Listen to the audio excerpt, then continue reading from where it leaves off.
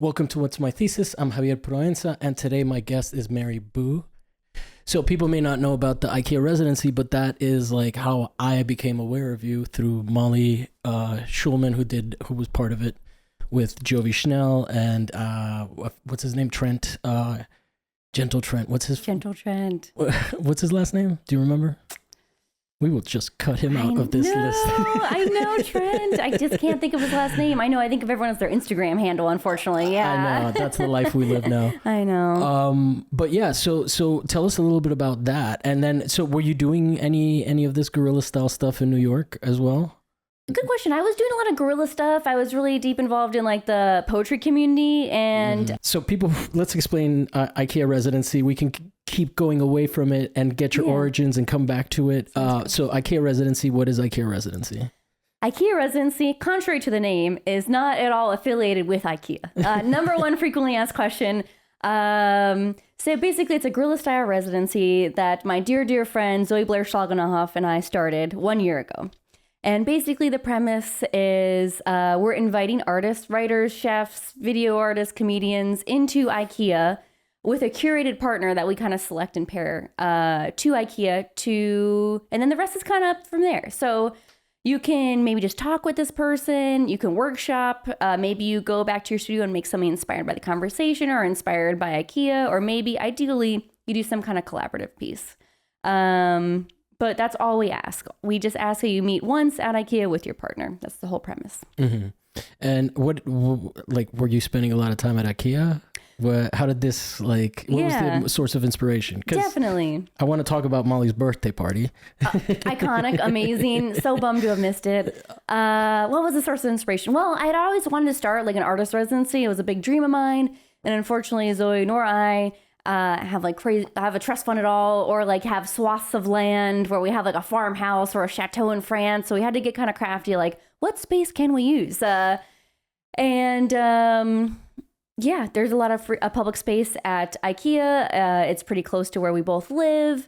During the pandemic, or actually pre-pandemic, I had a couple friends of mine, Ellen and Soleil, and whenever I'd be like, "Oh, how are you guys doing out in California?" They'd be like, "Oh, we're doing the IKEA residency," and they would just jokingly like get coffee and hang out at IKEA. I was like, "Oh, that's really funny."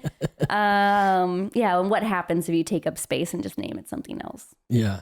Well, that's very cool. Nice. All right. Well, then for people that don't know, where I kind of got excited about the concept is that Molly Schulman did a birthday party, her birthday party at IKEA after having spent a lot of time.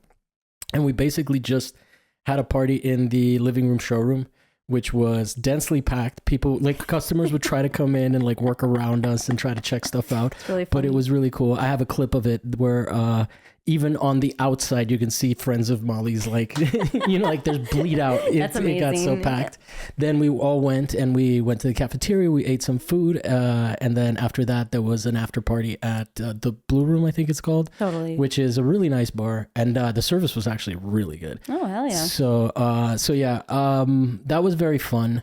But then, okay, so then what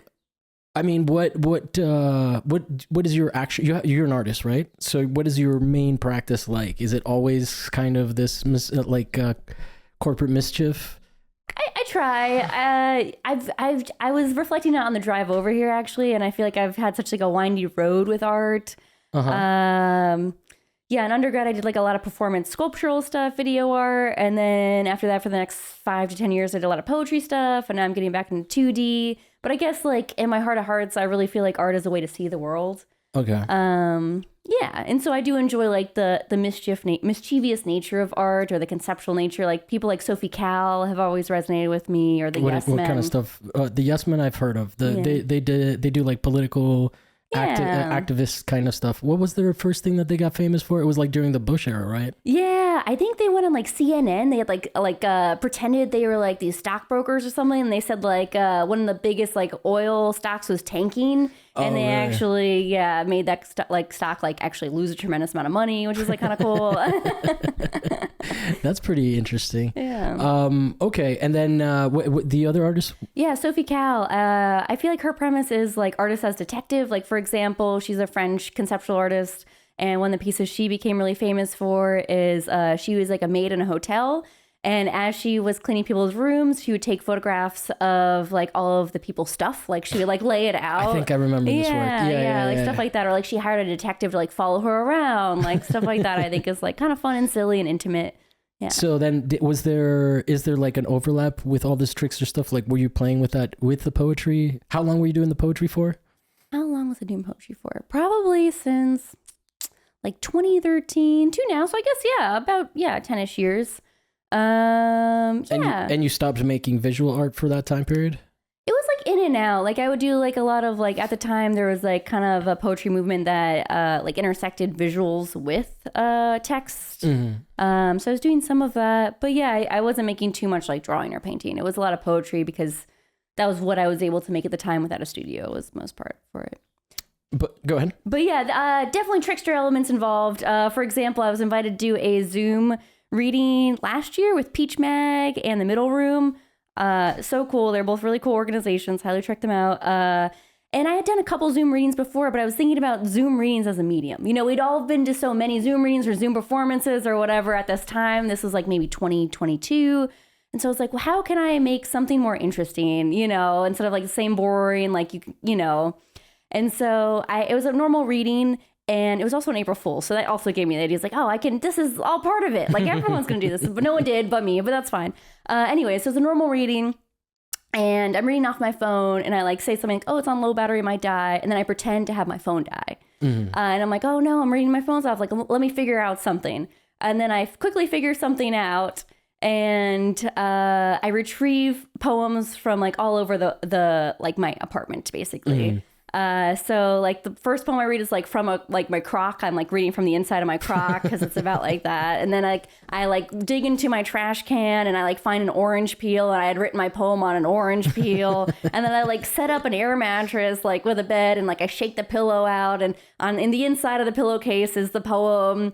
And then for the final one, like, I'm like, oh, I don't know where my final one was. Does anyone in the chat have my poem? And I had corresponded with my brother. My brother dropped the poem in the chat so people could read it and I could also read it. So I like silly stuff like that. Keeps people on your toes. That's cool. So then, I mean, you seem pretty upbeat, but I've heard about your wearing pink story. When did the wearing pink start? Yeah, when did it start? It's been... I think since 2018, so I guess it's been about 6 years. Wow, kind of crazy, honestly. Yeah. And you have nothing else in your wardrobe, no other color? Great question. To be totally, I have a couple of things that are in my closet that I don't really wear that often. Like, you know, some of my good friends have knitted me sweaters, or like, you know, a family member has gave me something I just can't let go of. But and I have like a pair of black pants when I'm cleaning and I don't want to get super dirty, but outside that it's basically pink all the time. Yeah. But why did you start wearing pink? I was pretty depressed at the time and I was lacking direction. I just kind of felt lost and I think I had like a deep sense of like cognitive dissonance looking back on it. And I'd wore some pink shoes and I had a pink belt and I was like, oh, this is so fun. Like it made me feel a little better. Like this was before everyone was doing like the serotonin dressing. Like that was like a thing. What's the serotonin dressing? Like I feel like the Zoomers like a couple years ago during the pandemic, they're like, we got to dress all crazy and bright to make our serotonin levels like up. And I was like, yeah, I'm on that too. I did not know about that. Yeah, I was like, we're all in on it. But so, and then I was like, oh, like what if this made me feel a little better. What if I wear more pink? Will that make me feel even better, like as an experiment? And at that time, you know, I am always kind of dabbling in self-help. It's like kind of an embarrassing fact about me, but I can't look away from it. Like even on Instagram, like I need to know this thing that I will not remember. But people always like to say it's good to have goals, right? And so wearing pink every day, that's a very attainable goal. So it just became a goal that I could meet every day and it made me happy. And I found it made people around me happy. And I think it just creates a cheerful environment. And I think it's in a way, I feel like it's sort of punk rock too, because people are like, what's that all about? But they're not really upset by it for the most part. Wait, who's been upset? I don't know. I think some people, like if you're a real curmudgeon, I think you could potentially be upset. You know what I mean? But I think most part people are like, oh, that's so fun. Like, and it's like a nice way to invite conversations. And I feel like a lot of people start conversations with me because I look approachable and because I have this thing that people can talk about. So you like being approachable? Generally, I do. Yeah. Generally. Yeah. Not an absolute, but I appreciate it. Well, that's interesting. So then, like, I mean, but there's like a performative element to that as well, which I think is, like I recently interviewed Elizabeth Folk, who's the art dominatrix, and she was talking a little bit about putting on these alternate personas that maybe empower you a little bit better. So that's really interesting. What were you wearing before? Like, was it all business suits and stuff at your corporate job, at your summer? Good question. In hindsight, I was not at all dressed professionally. You know, it was my early 20s. No one told me how to dress professionally. I should have just gone to Uniqlo and bought a ton of stuff, but it was really ad hoc thrifted stuff. And I looked, my brother said he's like, oh, that's so funny. Everyone else looks like professional and you look like you're running like a punk rock venue. And I was like, I guess that works. Did you have a goth period? Is that? I wasn't cool enough to be goth at the time. I feel like, but I had it was a lot of black, a lot of rip stuff, a lot of like thrifted kind of janky stuff that I liked at the time. Yeah. Cool. So then what is it like? So you alluded to art being, what was it that you said? Art is like how you see the world? Yeah. I like to think about art as like, as a way to see the world. Are you somebody that is like good at just like bureaucratic stuff? Is that oh my gosh, I wish I was. Okay, because like it just seems like you're good at understanding the rules and where you can play with them. That's true. Right. That's true. So that's where the inspiration for the question comes. Yes. So that's like basically how your brain works is essentially what I'm getting. You sort of learn the rules and you're like, oh, wouldn't it be fun to like not follow them? Yes, that is exactly right. Yes, honestly, a lot of my art practices like starts with the idea like, wouldn't it be funny if? Yeah, exactly. Wouldn't it be funny if? Yeah. What do you is it a very staring off into space? Like kind of a art practice? What do you do when you're sitting in to make work? Like, especially now that you're doing 2D again. Yeah. I guess it's definitely cumulative. I just try to see everything through an artist lens, and whatever I'm fascinated with the time, I like try to collect thoughts on that, I guess. Yeah. Would you define as a conceptual artist then? I feel like... What is your self-definition? Because we've been a little bit all over the place. Yeah. I guess a little bit. I feel like the Ikea Residency is like kind of a conceptual art piece in a way. Uh-huh. Yeah, my 2D practice feels less conceptual, I suppose. But in general, I identify with a lot of conceptual art. So I guess yes. Yes. And then, do you still engage in performance? Like, what was the first time that you were like, art? That makes sense for me. You know, like were you in high school? Were you in middle school? What was the first time where the aptitude kind of started to, because you have apparently a passion for teaching, right? Yeah. You're a high school teacher. You've done art education. Like, was that, did you have a teacher that was really inspirational to you in high school or whatever? Yeah, for sure. I definitely resonated with it as soon as like I realized I could draw, and people were like, oh, you could draw. And like that idea of being seen definitely like inspired me to keep going. And I did have the most awesome art teacher in high school. She's just so cool. I don't even know how to start, but she definitely helped me see the world in a different way and like think about art as observation. Like, you know, obviously when you're learning drawing, like you learn to see things, but I think art in general is learning to see things on a more conceptual level. So then when that was like what, high school? Yeah. That's when you were first like, okay. Yeah. Then what made you kind of leave it for poetry, the visual art side of it? You know, did you get frustrated with it, or was it just a shift in interest? I think a little bit of both. I think when I went to college, I was like, oh, I want to study painting. And then like in college, it was like very about like conceptual art. I was like, oh, art can be anything. And so then I got like all over the place with it naturally. And then I was doing performance art. And then when I had my job and I didn't have an art studio, like poetry made the most sense because I could kind of do it on my phone or on the go or on my computer or like wherever. And I liked that like mobility aspect of it, flexibility.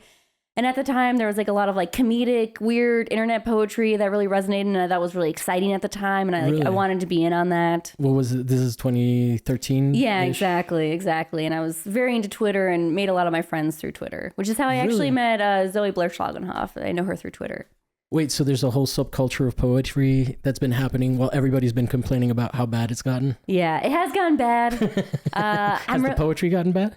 I feel like a lot of the poets, there's been an exodus. Like, I feel like, I barely see them anymore.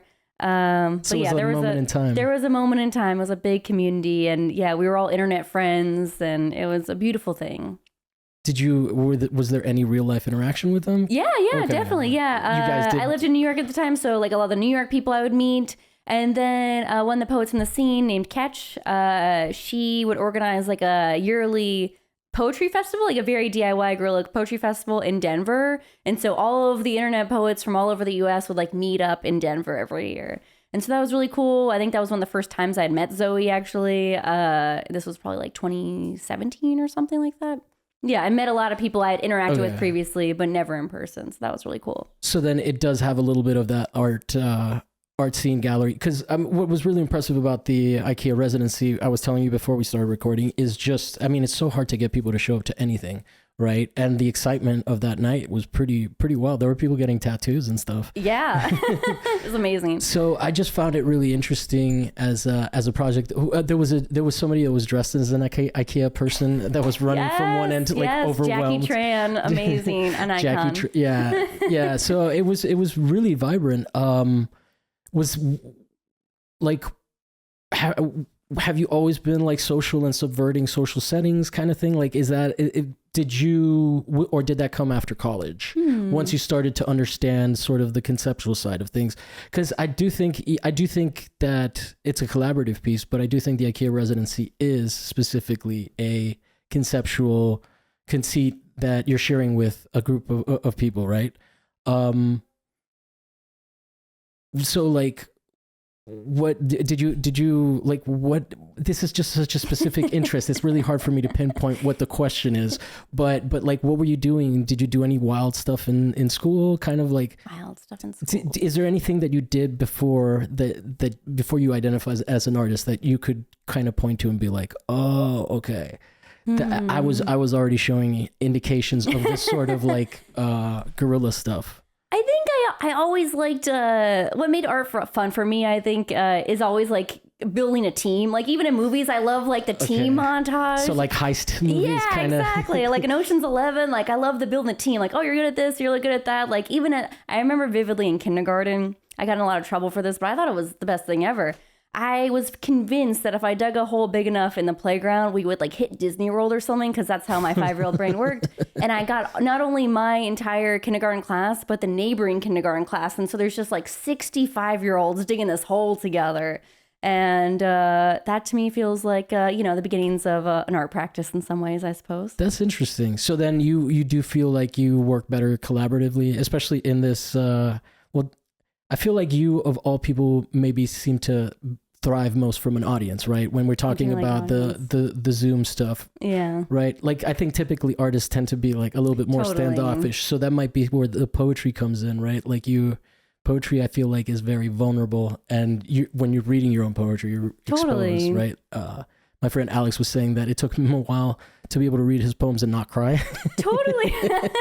That's great. Yeah. I mean, poetry, like, it is sort of one of those things that's a little bit outside of my ability to get vulnerable. I think like musicians tend to have more of like an ability to get into like vibes, you know, like intuitive vibes. Whereas like my brain is a little bit more analytical in terms of, which yours is as well. But it's interesting, like the ability to get people going, you know, to get people as a collective to sort of feel like I can feel the infectious energy of wanting to help you with something.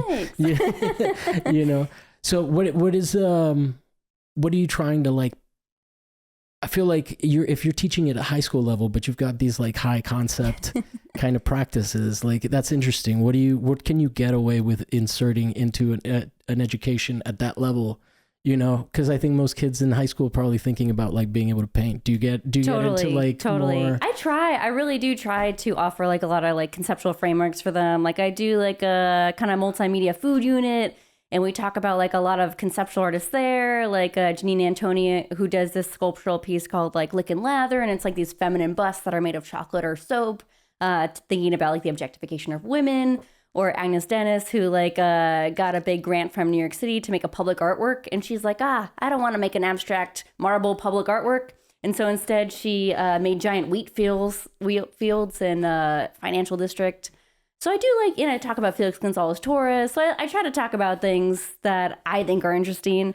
But I definitely have to balance it with, because I do feel like they are, they want to learn how to draw and paint, which is also important. I don't want to belittle how important that is as well. But do they get some of that stuff, or do they get excited about it, or does it seem like, because I remember when I was first learning about like conceptual work, that's when I was like, oh, you can, like you said, you can do literally anything. Yeah. But it's almost like, can that be taught at that young of an age? But it seems like it can. I actually do think it can, and they get excited about it. Like, it's pretty cool. Like, I try to experiment with my lessons and stuff, and I was like just trying to get us outside. So I did like kind of like an older school pedagogy unit on like Impressionism, just to get us outside and drawing and stuff.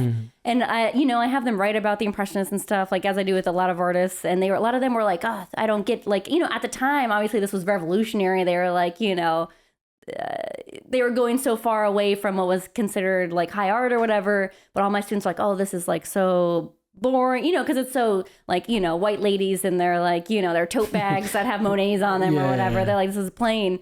But then when we talk about, more conceptual stuff, I think it does light a bit of a fire in them. Like, I think they're like, oh, interesting. Like, I had no idea. And that's cool to see. It makes my heart glow. Yeah, I appreciate that. That's pretty cool.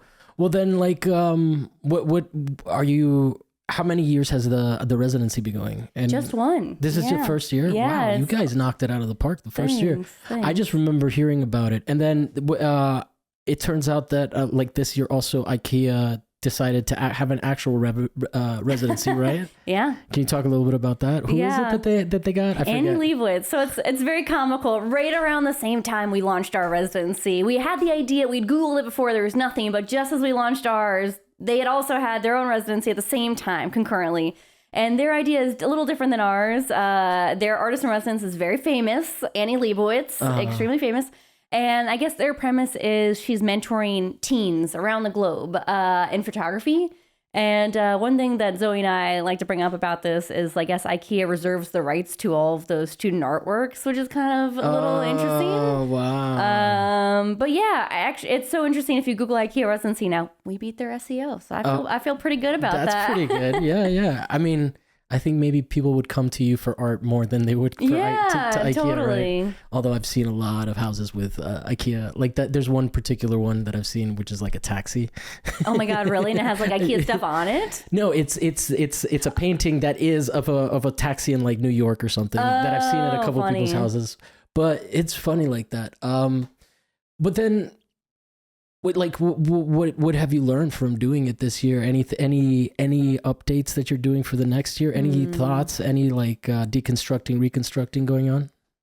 Zoe and I definitely have to have like a post-mortem meeting. Yeah, we've still been so busy. We just wrapped up. It was this last weekend. Was the closing? Yeah, exactly. Yeah, a couple days ago, and then everyone picked up their art on Sunday. So we had to clean and paint the whole gallery and stuff. So we've been busy, but I think we're definitely going to do another round at the very least. And I think we're going to restructure it a little bit. I think we're going to give people more time. Just because obviously it's a local residency, so I think people do have to go at their own pace naturally with it. So I think we'll probably extend it out. Usually it was like we started with like 1 week or 1 day / 1 week, and then we kind of expanded to like a month-ish, and then now I think we might even go even longer than that. Yeah. Well, what I've heard from Molly is that she really liked the experience of being there and like it just kind of taking it in. The especially like when you're taking a space like that is like such a specific thing, and you're there for other purposes. Like, not that it's sinister or creepy, but it is sort of like you're there on a mission that's different, right? Yeah. Like you're on a whole different psychological plane than the people that are just there, you know, like you're there to observe and experience it. Molly did a bunch of poetry, which I really enjoyed. She did a book of poems with Ryan. Ryan, yeah. What's his last name? Aliapopoulos? Aliapopoulos is a Greek name. Okay. Yeah. I'm really bad at names. Apologies. But they're both amazing people, amazing artists. But it's interesting to sort of think about, like, it made me think like, okay, what would happen to me if I was sitting in this space, just kind of observing it, like I like the idea of just dropping artists into places that, I mean, it is such it's like it's such a Swedish American kind of corporate entity. Totally. Right? Like, I remember there was an article a while back about how like they were having like business practices that we did to like migrants to employees here in the US. Wow. And it was a scandal because they were like, basically they were giving us less than they were giving their employees in Sweden. Gosh. They're Swedish, right? Yeah, Swedish meatballs. But yeah, it's like well, what's funny is that when I first talked about it on the show, I was thinking in terms of like, oh, this is interesting. This is like an interesting corporate artist partnership, and I was like trying to be diplomatic and not like not slander. Yeah, you're not slander, and then I actually found out. So like when I went to Molly's birthday, like she invited me, and I was like, does IKEA, like I was, because I know she's a little bit crazy like you, so I was like thinking like, does IKEA have birthday parties? And I searched, and That's apparently really funny. and apparently in India at the cafeteria you can have a birthday party. Wow. Yeah, but that's when I realized how insane she was. And then I was like, oh, I can't wait to see this. So I made sure not to be late. What I really like about that experience is it, like, you know, it sort of enriched my idea of with the IKEA residency, because it kind of made me kind of go through the process of like, okay, let's reappropriate this space, which was really interesting. Do you have like, is this going to be yearly? Is this like, how much labor is it on your end? Because this doesn't sound too easy to like. It is a surprising amount of work. Yeah. With all of this stuff. Yeah.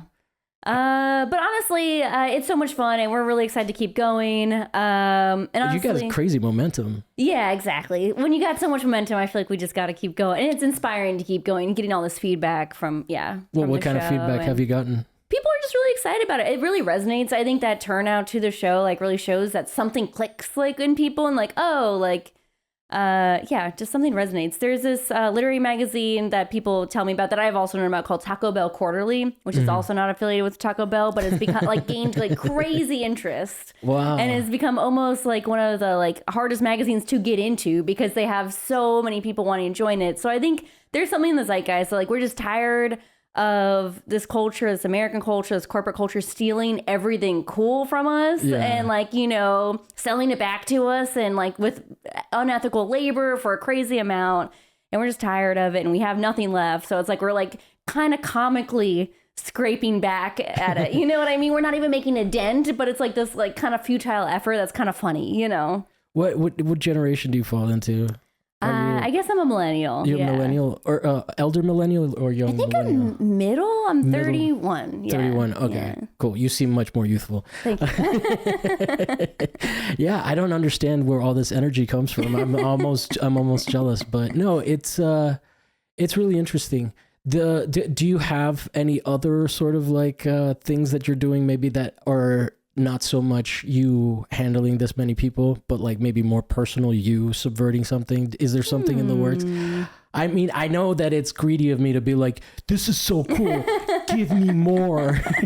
Totally. I wish I had, it's honestly, it's been such a labor of love and it's taken so much time. I have had to put like my own personal practice kind of on pause a little bit, but I'm trying to get back into drawing and painting and, yeah, well, who knows? I'm hopefully this summer I'll be able to figure some stuff out. I'm hoping to write a poetry book at some point. It's been a long time goal of mine, so hopefully I'll have some time to do that. Are you still writing poetry on the here and there? Yeah, you can sneak it in a little bit easier. Yeah, I want to write a small poetry book about like the mall, like which is kind of similar vibes. I feel like. That's interesting. And then the in terms of 2D and all of that stuff, what do you get into? I love, this is like so stupid, but like whenever I go on walks, I just love California for some reason, but I love all the colors. I love all the nature. And I just feel so insanely inspired by like walking around. I'm like always stopping to take photos of everything every 3 feet. I'm like, oh my gosh, look at this plant. I'm like just overwhelmed with all the beauty. And so I think a lot of my drawing has just been kind of processing that and thinking about nature, thinking about animals, thinking about our relationship to the environment, I guess, and like corporate relationship to the environment, but also like on a more like natural level as well. What were you doing when you were living in New York in terms of 2D? It seems like the city is a little bit of a different vibe, right? Very different vibe. I wasn't really drawing and painting much. Interesting. So the city kind of took that out of you, think maybe? Yeah, I think I was still on like a poetry / video art kick. So I think that's what I was. And like, I I don't know if you've ever seen that show on HBO, like John Wilson. What is it called? It's so good. How To with John Wilson. Have you ever heard the show? No. It's really good. And it's like a video artist who walks around New York and he just is constantly filming New York. And that's all these like video clips that he kind of strings together to make something interesting. And so at the time I was like kind of inspired by that too. Just like the city gives you funny video clips that don't really translate into a drawing as much as they do a story or a film or something like that. Are you at all interested in, it sounds like you're more of a community driven person rather than interested in sort of like getting gallery representation and going that route. Is that the practice is fulfilling enough for you? Yeah, I think so. I think I felt so disillusioned when I graduated, like my art degree on undergrad or whatever, that what was the disillusionment?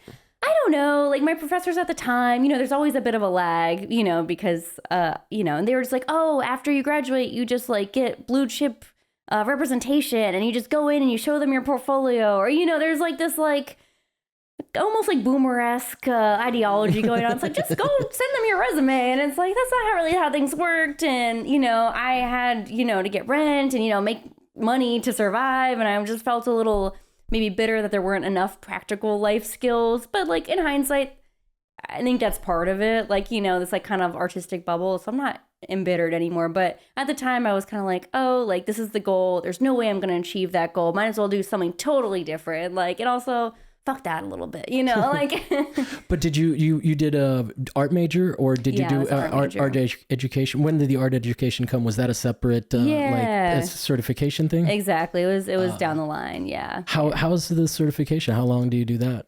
I did like a speedy one. It was like just a year. So just a year. Yeah.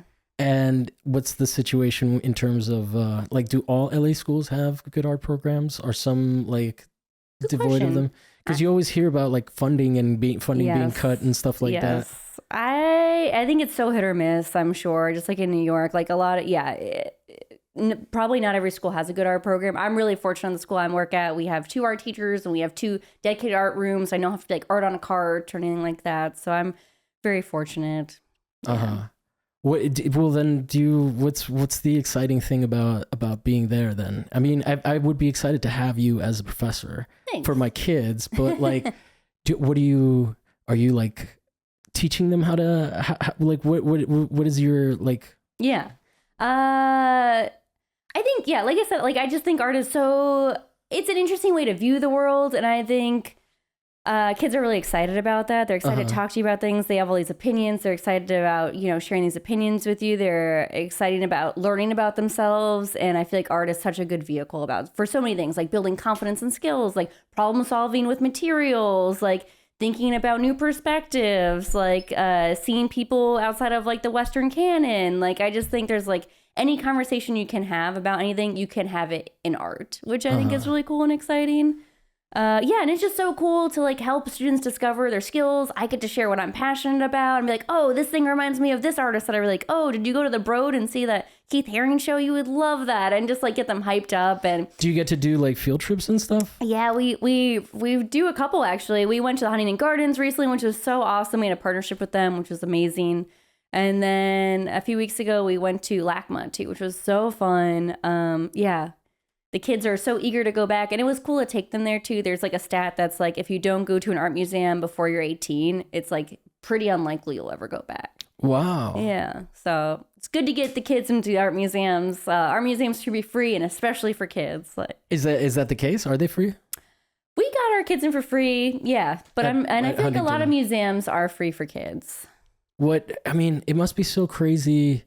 Like, I feel like you were mentioning the generational thing with boomers that were like, oh, you just go and how does that gap manifest between you and the people that you're teaching? Because these are Gen Zs and Gen Alphas actually, right? Yeah. Gen Z and Gen Alpha. How is their worldview different than ours? I'm Gen X, so like we were very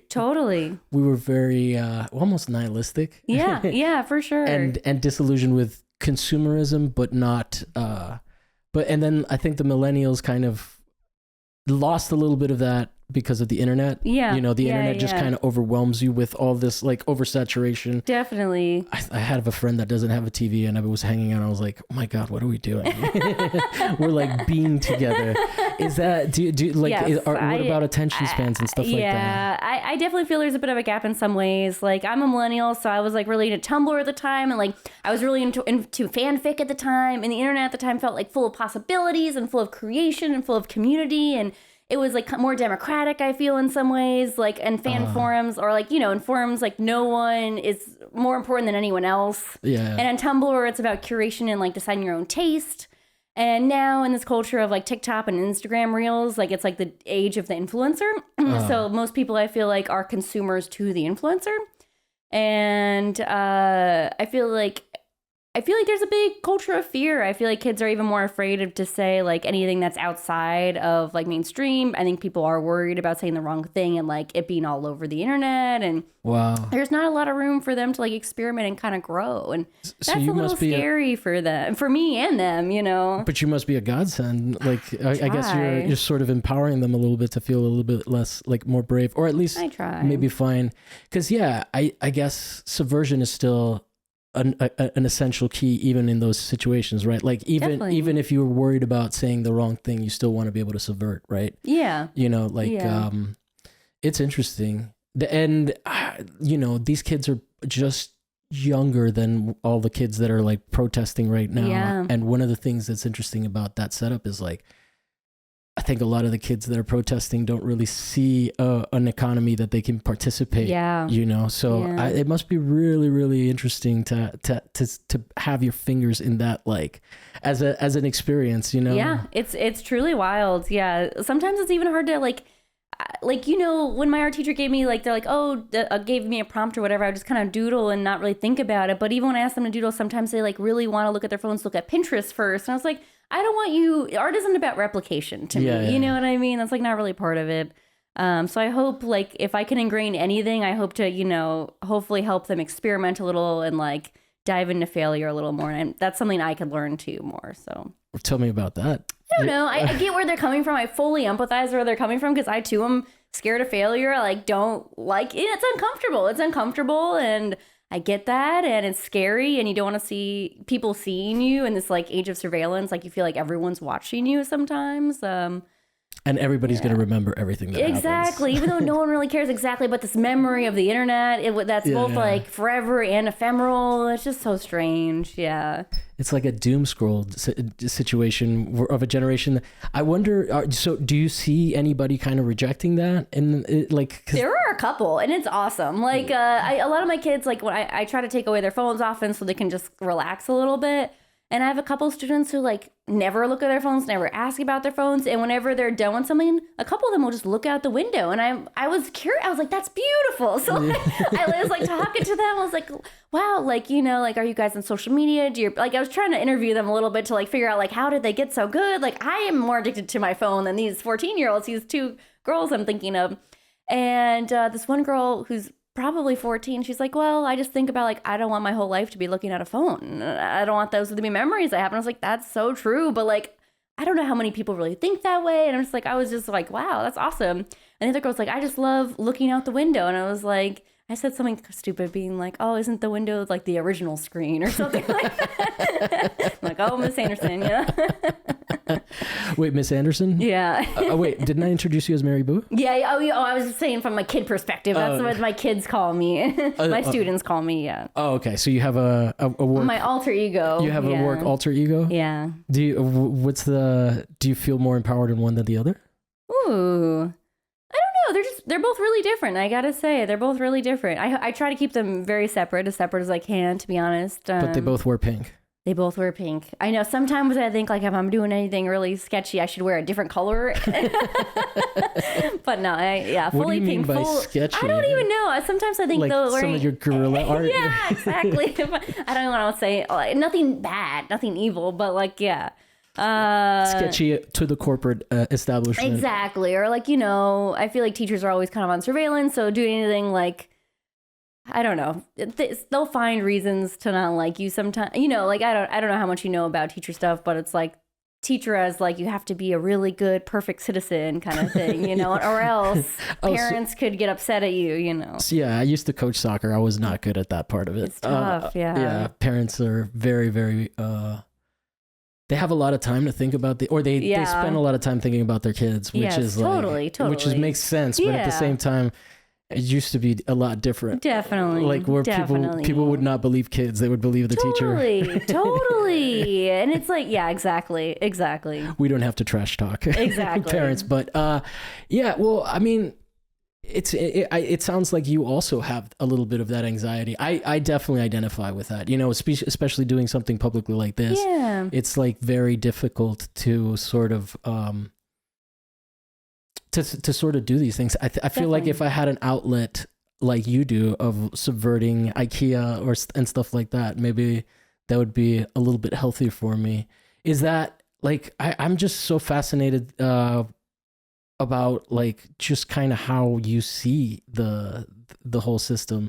Do you mind me asking you a little bit about how, like, what's your take on all these social media platforms and all this thing? Sure, especially since you have like a direct line. Yeah. As someone that uses it as a tool, it has also its pitfalls. Yeah, you know? Yeah. Are you comfortable talking about that? Please do. Yeah. So like, what I mean, without getting you in trouble, like, what do you see in terms of like how it affects kids that maybe you reflects on you and you're like, oh, like reflects on me, like in terms of like, oh, I see myself having that kind of behavior, but like maybe in an extreme format, you know, all the time. Like, you know, the kids, like, they have a hard time, which a lot of us do. It's not just them, like just sitting, being bored. And I think being bored is so essential to having art practice. I think it's so essential to coming up with ideas. I think you have to sit up with oneself. And I think like if we're constantly looking for some kind of entertainment, we're not going to know ourselves at all. And I find that a little scary. And I do feel the same thing whenever I feel anxious. I want to look at my phone too. So I empathize with them. And even when I collect their phones, I'll put my phone in too. Be like, look guys, I'm with you too. I'm in it. That'd be hilarious. You just sitting there. Yeah, exactly. Just playing like, exactly. You know, I know. game. They're so funny too. It's like, I don't know how old they think I am or if they think I'm not keen on these things, but they'll try to like hide. I was like, look, I also try to do this. I know all the tricks. Like you cannot scam me. But yeah, I guess that's a little scary. Like their social connection can be a little awkward at times. And I think because of that, because they're not having these learning experiences in the same way and they're not like putting themselves out there. Like I think it's a fear of being vulnerable too. Like it's a shield, you know what I mean? Yeah. But I bet, I mean, like, it's really hard for us to probably quantify how humiliating it can be. Oh, you know? Totally. Like, because we're at an age where like people tend to at least be professional, if not fake nice, which is totally you underappreciate. Yeah, for sure. You know, because otherwise you're just in a situation where it gets I've had confrontations with people and I'm like, I really wish you had just been passive aggressive. I know. I don't. Yeah. Why is this even aggressive? It's uncalled for in this day and age. Yeah. Totally. So no, that's insane. I mean, I don't think that. Like, do you have hope for them though? I do. Overall, they're you know, I love them. I adore them.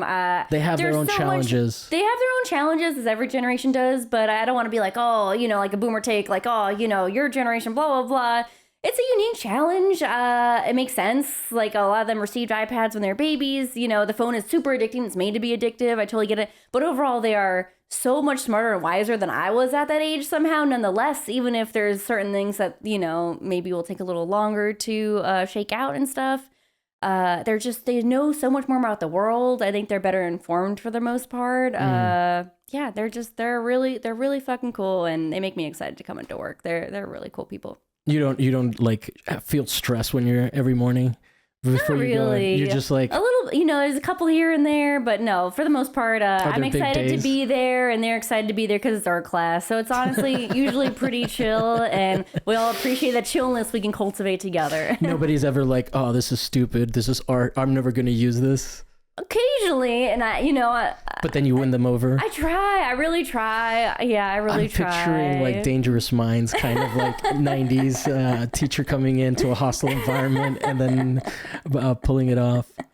It's that like just blows my mind Because like when I think that like coaching soccer versus teaching art, right? Like art is a lot more vulnerable. You know, like a part of my job a little bit was to toughen kids up a little bit, you know, whereas like you have to like maybe access something a little bit more.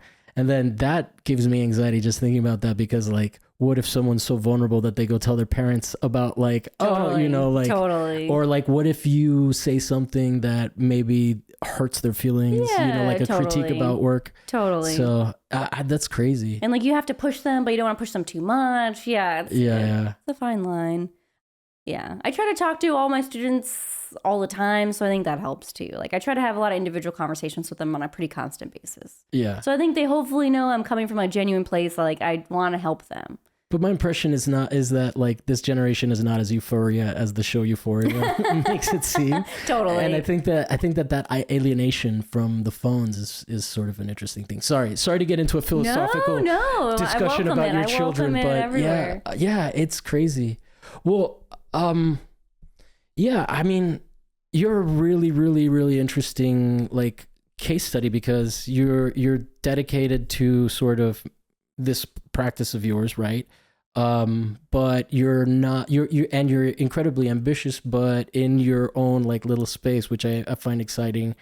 I always respect when an artist like has another career and then, but is still active. Cause I think that that's like a very sincere expression of art making. Totally. You know, are you in a studio situation right now? I hope to be at some point, but I'm not currently. You're not. Do you use your office as like a bit of a studio? For sure. That's awesome. What do you got any good facilities? You have like we have like a kiln. We have a couple kilns. Yeah, we have like some big easels and stuff. It's a nice space. I do like being there. Cool. Well, what do you see sort of for the future in terms of like career wise? You want to like maybe grow this Ikea project and then until you can't do it anymore? Yeah, exactly. That is kind of the goal. It's an absolute dream working with Zoe. She's just like, love that girl so much, and it's just exciting. It's exciting to see something you've built grow. I was actually a friend of the closing was like, yeah, like she was kind of preparing me for this and kind of caught me off guard. She's like, I hope you and Zoe can make it past like the postpartum sadness of like it all ending. And I was like, wow, like, yeah, haha. And then today I was like feeling so sad. I was like, it's over, it's sad, but we're going to keep going and keep building this thing. And yeah, I'm excited to see what it leads into, and I'm feeling really excited and invigorated, and I feel like we have a good group of people who have been helping us with this, and it's been awesome. Would you ever be interested in maybe? It would be so like, I don't know. Maybe it would be too much to do like a covert show inside IKEA. I know. for the opening. Ask me, wouldn't that be cool? Yeah, like, I know. Or like logistically, I understand not being able to do it, but there's like some funny insights I can tell you about the art show, like with that too. Like for example, two of the artists, Stephanie Jasmines and Emily Siegel. One's a writer, one's an artist, and their concept was they're just gonna like sit in a room together. One's gonna draw, one's gonna paint, or one's gonna draw, one's gonna write, and they put it together. Then they made these prints and they installed them in IKEA. But the IKEA workers liked them so much that they started hanging them in like more prominent locations. Just kind of comical. And I've also had the idea to maybe we should do a poetry reading or a comedy show like in IKEA, because then we could be a little more mobile at least, and we're not hanging stuff. Get away with it a little bit, kind of like Molly's birthday party a little bit. But. Yeah, I mean, it's just such a fertile ground. Like, I like the initial idea, and I think that there's like room for you to really explore that concept. Yeah. Do you have any thoughts, ideas where you would like to see it grow? Well, no, I mean, I feel presumptuous doing that, but I do want to highlight that also Molly and Ryan did their poetry. They put it on tags instead of like on the price tags and stuff, so people would look at it. And Molly was saying that it didn't quite register in her brain or in people's brains. Like they would just look at it and then put it away and then look at it again and be like, what? Yeah, it's so out of place, and people aren't ready for it. It catches them so off guard, and they like probably don't have the capacity to be in this maze to like really process. I think the thing that was really exciting about her birthday party, though, was sort of repurposing the space, and then it's also hard to get comfortable, So there's this like you're taking over a space, but you're also being kind of naughty, totally. So then there's this weird weird sense of like unease, but like rebellion, you're which like is what looking makes it over exciting. your shoulder as you're trying to have fun. You're like, is someone gonna tell us to get out of here? Like, yeah, I just kept going like, is this okay? Is this okay? Totally. And then just Molly like completely not registering. That's amazing, because I'm the same way. There's like a self-policing in me sometimes. Yeah. But I think that would be an interesting thing. Like that. I mean, I think that experience makes me interested in seeing more stuff inside the IKEA. Totally. I mean, not that you did it. Not as a critique, but as an exciting, it's exciting to see. Yeah, it's exciting to sort of explore that space in that way. Did you know about Molly and Ryan's work that they installed in IKEA? They did like a installation piece. No, tell me about. Tell me a little bit about. You probably saw it. They recreated it at the show with the Post-its and stuff. Mm-hmm. And one funny tidbit I had read from their artist statement about that piece. So they put this piece. It's like a black table and like some cookies, and the IKEA cookies say like making memories or something. It's like, oh, that's an interesting prompt. Like we're finding prompts in IKEA, and so they put some Post-its out and kind of like, hopefully people are going to do it. And they found their number one user of an interactor of it was children, which I thought was so funny because that makes sense. But I just love that as a tidbit. Yeah. Like when you do put those interactive things out there, like who is the one to see the play, and it makes sense. Kids would naturally be primed. Yeah. I think that what made me appreciate the show itself was actually experiencing on my level, like kind of like it was like an introductory level of like, hey, you get to be a little bit mischievous with us, right? So I don't know, like that's sort of the thing that really excited me about the process, about the show itself, because I got to experience that like wild west. So anyway, that means a lot. That would be the thing that I would say, if you guys can figure out some way to incorporate like the experience of going to IKEA as well, that's very exciting. Well, anyway, we've been talking for a little bit of time, and I've definitely picked your brain some. Is there anything that you maybe wanted to talk about that I haven't asked you about? Is there anything that in your prep for this show you were like, I want to talk about this, but it just didn't come up? It's okay if it hasn't. Good question. Not particularly, but you talking about first of all, I love the mischievous aspect. I think that's like the core of it. But you talking about incorporating that IKEA, like mischief, like being inside there, that like kind of like being bad idea, makes me think of like, there's this one artist, I can't think of her name, but she did this like audio piece, which I thought was very interesting, around like Central Park. I guess two artists come to mind, which I want to share with you. Yeah. One artist, she did like an audio tour of Central Park, and you could like listen to it, and like she would tell you from her perspective like all the things, and like you would interact with things, like then she would guide you, which is so cool. Like maybe we could do something like that. And the other artist that came to mind, I think her name's Andrea Fraser. She did she did like a unofficial tour of the Met, and she like, this? Yeah, that kind of makes me think of that too, like inviting people into IKEA. I mean, I love that this ends on a brainstorm. Yeah, I love that. I'm always brainstorming. So thanks for letting me brainstorm. Yeah, no, that would be one way to do it for sure. Like, you guys could like combine that process where you're the two artists that started to have their pieces more prominently, like subversively inserting stuff, and then do a tour.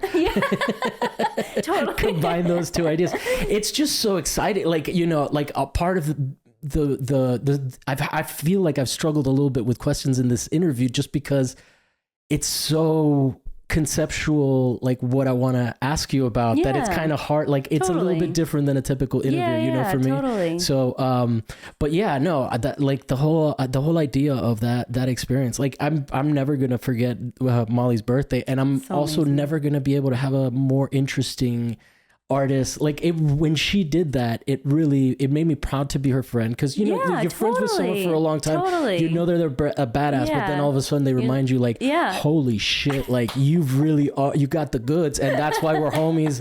And then the fact that you respect me makes me feel better about me, but that's so beautiful. That's so beautiful. The next day I went to the Chinese restaurant that I go to regularly, and the woman that like I always talk to was like, hey, you look, there's a pep in your step. And I showed her the video of us just partying, and she was like, oh my God, that's so cool. There's literally nobody that I've shown about that. Who's been like that. Like everybody's just mind. You see it click in their heads. Up. Like, you're like, you can do that. That's amazing. Yeah. And I think that's what IKEA Residency gets at too. Like, it's so we're empowering. Giving people permission, but like anyone could do it, right? Like Molly, it's just like, like what is the real, what are these rules? Like, you can kind of do a lot. And I love that about art, you know? No, it's amazing. It really is. So anyway, congratulations to you on the residency. I mean, one of the more successful and really exciting projects that exists in LA right now. Nice. I think people should keep an eye out for it. And I'm excited that you guys are excited to keep going, because it could just as easily have worn you out and made you feel like never again. Totally. It happens sometimes. Yeah, it's a lot. Yeah. I mean, I know I'm pretty sure that Molly's never doing Made in LA again. I don't know if I can announce that. Maybe I'll have to check with her, but I think she's like, no, I'm just making art. Huge undertaking, I'm sure. She's told me about it. It's an amazing thing, but a lot of work. She was very excited about she was like, this is exactly, it's the same vibe. It's the same vibe, you know. So we're on the same level. Yeah. Well, thank you very much. Thank you for sharing about your students and the craziness that is this world. And like, it's nice. It really is nice to see that you can just like fuck off and like, you know, do whatever you want, as long as you're not doing like scout your location, make sure you're first. But I doubt that anything's ever going to be broken up, you know. Totally. It reminds me of like, there was a period where kids were like staying overnight and like having slumber parties at Ikea. I think some European country. Amazing. Oh I my love God. that. Yeah. Anybody that, so where can people find you so that I can send them with their, like, they can send you articles about weird Ikea shit that you haven't heard of. Please do. My Instagram is whoismaryboo and the Ikea Instagram is ikea.residency. Okay. And anywhere else people can see your work? Do you have a website? Yeah. Find me online, marybooanderson.com. Anderson.com. Okay, cool. And thank you guys for listening. If you enjoyed this, like and subscribe, comment, give us 5 stars on your audio podcast platform of choice. And we will be back next week with another guest and another topic that may or may not be art related. Thank you both. Thank you.